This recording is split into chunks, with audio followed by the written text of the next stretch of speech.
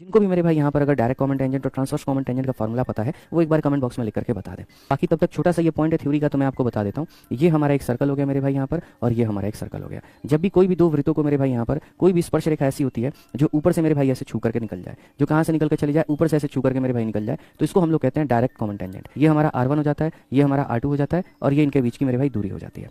ठीक है, समझ लीजिएगा बात को लेकर के। सर ये हमारा R1 है, ये हमारा R2 है, और ये हमारा बीच का डिस्टेंस इतना है, तो इसको हम कहते हैं डायरेक्ट कॉमन टेंजेंट। ठीक है, ये फॉर्मूला हमारा किसके बराबर में है, अगर किसी को पता है तो लिख करके बताए। ठीक है, दूसरा वाला जो केस हमारा बनता है वो क्या बनता है, दूसरा वाला भी केस हमारा मेरे भाई सेम ऐसे ही ले जाकर के आप यहाँ रख दो, बस उसमें थोड़े से डिफरेंसेस आते हैं। दूसरा वाला केस ऐसा है कि इसको इस तरीके से मेरे भाई जो ये टेंजेंट जाता है ना, इसको हम लोग कहते हैं ट्रांसवर्स कॉमन टेंजेंट। तो यहाँ पर ये हो जाता है मेरे भाई TCT हम इसे कहते हैं, और यहाँ पर हम इसे कहते हैं DCT। यहाँ पे अगर हम इसमें बात करें तो यहाँ पर इसका जो रेडियस है वो हमारा कितना है, तो R1 है, और यहाँ पर ये रेडियस हमारा कितना है, तो R2 है, और यहाँ पर ये जो बीच में है ये हमारा कितना डिस्टेंस है, तो ये हमारा ट्रांसवर्स कॉमन टेंजेंट हो जाएगा। ये बताओ।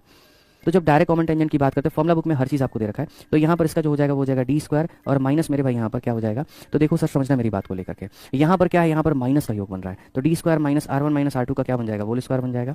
और यहाँ पर क्या है सर, यहाँ पर टी में भी देखो प्लस का चिन्ह है, और यहाँ पर ऐसे भी देखो तो ऐसे प्लस का चिन्ह है, तो इसीलिए मेरे भाई यहाँ पर बन जाएगा d² minus R1 plus R2 का मेरे भाई यहाँ पर होल स्क्वायर। और ये आपको याद रखना बड़ा जरूरी है, पेपर में ये पूछा जाता है। आप